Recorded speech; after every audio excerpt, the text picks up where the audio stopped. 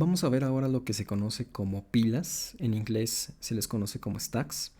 Entonces, en este video les voy a describir tal cual el tipo abstracto de dato pila. Recuerden que un tipo abstracto de dato es simplemente la descripción del objeto y la funcionalidad de dicho objeto, sin entrar en detalles sobre cómo se implementa pues dicho objeto y su funcionalidad. Entonces en este video solamente vamos a ver intuitivamente qué es una pila y qué operaciones tiene. Y en el siguiente video, en los siguientes videos más bien, estaremos viendo la forma de implementar esto ya de manera concreta en código. Entonces, las pilas, lo que caracteriza a una pila, al tipo abstracto de dato pila, es que en estas estructuras se implementa, los datos se accesan a través de un mecanismo que se le conoce como LIFO. Esta palabra LIFO son las siglas en inglés de Last In, First Out. Y esto básicamente significa que el primer dato que ingresa a la pila es el último que sale. Ahora, para que pueda explicarles esto, también es importante tener en cuenta que las operaciones las operaciones básicas para una pila son lo que se conoce como push, apilar, el pop, desapilar, y top, que nos da el elemento en la cima. Vamos a ir viendo cada una de estas operaciones básicas para que se entienda mejor a qué me refiero con cada una de ellas, y también vamos a ver esto para entender mejor qué es esto del LIFO. Entonces para ello me voy a ir aquí a la pizarra. Entonces vamos a empezar a describir la pila. Entonces estos van a ser una pila. Y voy a representar aquí a la pila con un simple dibujito. No vamos a entrar en detalles sobre cómo se implementa su código. Simplemente piensen que la pila es un contenedor. Originalmente este contenedor está vacío.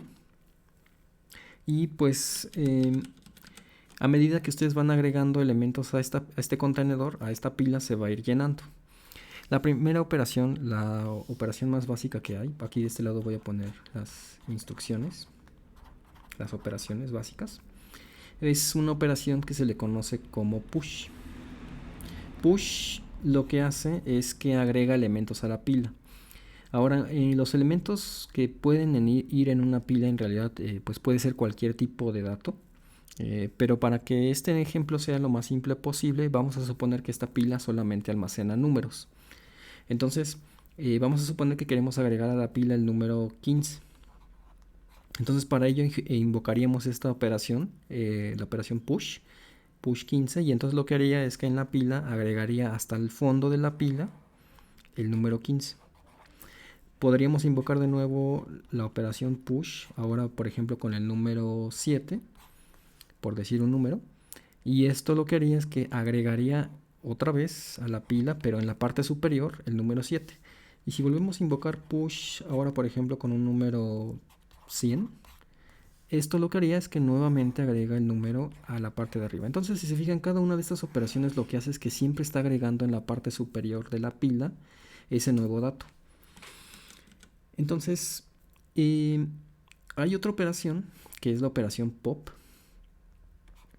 Y esta operación pop lo que hace, si se fijan, primero para invocar esta operación, y esto ya lo veremos cuando veamos en concreto el código, pues vamos a ver que esta operación pop simplemente se invoca sin argumentos. Ustedes cuando invocan la operación pop, el efecto que tiene es que va a remover el elemento que está en la cima, ¿sí? Entonces, el que está hasta aquí arriba es la cima, en lo que se le conoce como el top. Entonces, al invocar la función pop, lo que va a hacer es que va a remover al elemento que está en la cima. Entonces, si nosotros invocáramos esta instrucción, después de que hayamos invocado estas tres instrucciones push, lo que haríamos es que entonces estaríamos removiendo de la parte superior de la pila este número 100. Eso es lo que estaríamos haciendo. Y entonces ya nada más nos quedamos con 7 y 15. Si volvemos a invocar la operación pop, déjenme pongo esto en azul. Si volvemos a invocar a la operación pop otra vez, pues se va a fijar en qué elemento está en la parte superior de la pila, y entonces estaría removiendo en nuestro ejemplo al número 7. Y Estas son como las dos operaciones más fundamentales que nos permiten agregar y remover. Entonces, pues ya vimos que push básicamente nos permite agregar elementos a la pila y pop nos permite remover elementos de la pila. Si se fijan, lo importante aquí es que está esta noción de que hay una cima en la pila y siempre están agregando sobre la cima, es decir, en la parte superior, o están removiendo la cima. Y entonces estas son las operaciones básicas que tienen. Y aquí es donde entra esto que les comentaba, que pues los datos están accediendo a través de una estructura LIFO, ¿sí? Es decir, el primero que entra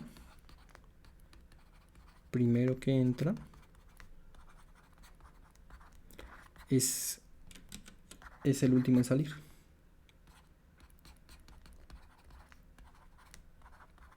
Esto de hecho lo pueden ver en este ejemplo que acabamos de hacer. Si ustedes se fijan en las instrucciones que ejecutamos en este orden, primero ejecutamos este push, cuando ejecutamos el push se agregó el 15, luego agregamos el 7 y el 100, y entonces nuestra pila originalmente tenía 15, 7 y 100. Voy a regresar esto para que, bueno, voy a volver a pintarlo para que quede más claro esto que voy a explicar. Entonces, cuando habíamos ejecutado estas tres primeras instrucciones, pues si se fijan, teníamos el 15, el 7 y el 100. Si ustedes se fijan, el 15 fue el primer elemento que entró a la pila, ¿sí? Pero a medida que fuimos invocando la operación pop, se fueron quitando los elementos que estaban en la parte superior. Y el 15 siempre, como fue el primero que entró, está hasta abajo. A esto es lo que se refiere el IFO. Si se fijan, como 15 fue el primer elemento que entró, a medida que ustedes van agregando más elementos a su pila, pues entonces se van apilando uno sobre otro y queda el primer elemento queda hasta abajo. Es solamente hasta que ustedes empiezan a remover lo que está en la parte superior que empieza a ocurrir esto de que van accediendo poco a poco al primer elemento que ingresaron. Entonces aquí es donde entra esto, haciendo énfasis otra vez de lo de last in, o sea, last in first out, que es el primero que entra a la pila, es el último en salir. Si se fijan, cuando ustedes invocan la función pop, están sacando cada uno de los elementos que están en la pila y es el 15 el último elemento que va a salir de la pila. Ahora, estas operaciones son lo que se conoce como operaciones básicas de la pila. Entonces ya vimos que push nos permite básicamente apilar en la parte superior. Y ya vimos que pop nos permite desapilar, remover un elemento en la parte superior de la pila. Estos nombres de push y pop son como les dicen coloquialmente en inglés. En español pues a veces se traduce así, apilar y desapilar. Y bueno, aquí también a veces se hace una analogía física con estas pilas. Porque la analogía que a veces se hace con las pilas es justamente con una pila de platos.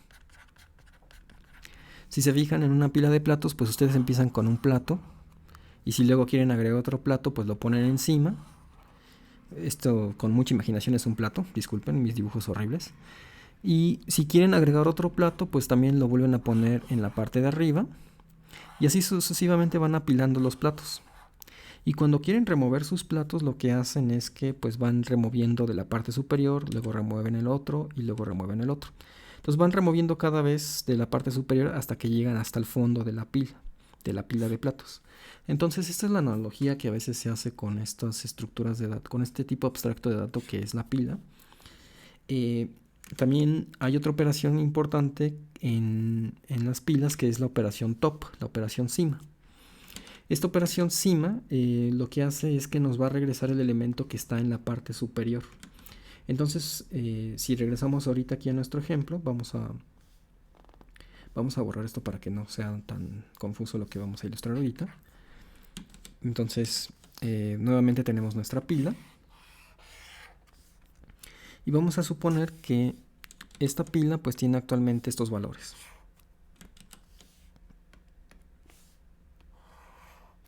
El 15, el 20 y el 57, por decir algo. Entonces, si estos son los valores que están actualmente en la pila, si ustedes se fijan, el número que está en la cima de la pila, en lo que le dirían en inglés el top, es el 57. Entonces, si invocamos la instrucción top, lo que va a hacer top es que nos va a regresar justamente este numerito, ¿sí? Top lo que nos va a regresar es el número 57, que es el elemento que está en la parte superior de la pila. Este top pues va a cambiar dependiendo de cómo estén los valores de su pila. En este ejemplo pues estaba el 57 en la parte de arriba, pero también podría ocurrir, por ejemplo, que ustedes pues invocan primero el top, le regresa el 57, luego invocan un pop. Entonces esto lo que va a hacer es que va a remover al elemento que está en la parte de arriba, que era el 57.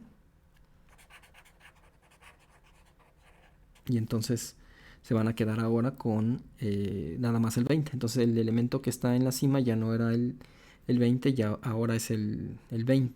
Perdón, ya no es el 57, ahora es el 20.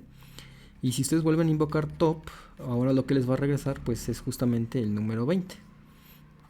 El 20 es el valor que les va a regresar. Estas son como las tres operaciones básicas que hay para pilas. A veces se implementa otra operación adicional que es la operación isEmpty. Esto en inglés significa es vacío, es la traducción literal. Y esta es una operación que en esencia lo usamos para verificar si la pila tiene elementos. La idea es que si la pila no tiene elementos, pues nos va a regresar true, porque lo que hace esta función es verificar si la pila está vacía. Entonces, si está vacía, nos va a regresar true cuando invoquemos esta operación, y en caso contrario nos va a regresar false. Entonces, por ejemplo, si en este momento, así tal cual, siguiendo con este ejemplo, invocáramos la instrucción isEmpty, pues entonces lo que veríamos que nos va a regresar es false, porque todavía hay elementos en la lista. Si después invocamos a la función pop, pues esto lo que va a hacer es remover este 20. Si luego invocamos otra vez a pop, pues va a remover el 15. Y entonces si volvemos a invocar a la función isEmpty, le estamos preguntando si está vacío, pues en este momento ahora sí la pila está vacía y nos va a decir en este caso true, después de haber invocado todas estas instrucciones con los valores originales que teníamos en la pila. Bueno, pues estas son las operaciones básicas para pilas. Vamos a ver más adelante cómo implementar estas operaciones en código, pero también es importante hablar acerca de los usos que tienen las pilas. Estas estructuras de datos en particular se pueden usar, por ejemplo, para las flechas de navegación de una página web. Ustedes habrán visto que en su navegador pues tienen justamente tienen estos botoncitos que son unas flechitas que están hacia atrás y otra que está hacia adelante, y a medida que ustedes van viendo páginas en su navegador, pues estas flechitas van guardando ese historial, y cuando ustedes, por ejemplo, se quieren regresar a la página que vieron anteriormente, pues presionan este botoncito de la flecha que apunta hacia atrás y entonces les muestra la página anterior que vieron, y así sucesivamente. Estas operaciones se pueden justamente implementar con una pila, porque con una pila ustedes pueden ir guardando qué páginas fueron visitando. Si primero visitaron Google, lo ponen al fondo. Luego si visitaron su correo, no sé, Gmail, pues también guarda esa dirección, y entonces va apilando las direcciones que ustedes van viendo en su navegador. Y cuando van presionando esta operación de flecha, lo que hace es que saca de la pila a esos elementos y les muestra el elemento que está en la cima. Otra operación, otro uso que se le da a las pilas es para las operaciones deshacer y rehacer en un editor. La idea es pues prácticamente la misma que esta con las flechas de navegación. Van guardando las operaciones que ustedes hicieron en una pila, y si oprimen el botón deshacer, lo que hace es que saca de la pila esas operaciones.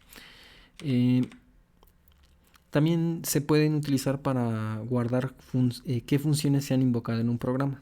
Esto de hecho ya se los había comentado en otros videos anteriores, cuando empezamos a ver la parte de memoria dinámica y memoria estática en una aplicación. Y cuando hablábamos precisamente de la parte de cómo en un programa en C, cómo es que se lleva la cuenta de qué funciones han ido invocando. Acuérdense que si ustedes tienen, por ejemplo, una función, su función 1, y esta función invoca a una función 2, bueno, vamos a ponerlo aquí, un punto y coma aquí, y aquí está nuestra función 2, y esta función dentro a su vez invoca una función 3, ¿sí? Pues si ustedes en su main, si este fuera su código y ustedes en su main invocan a la función 1,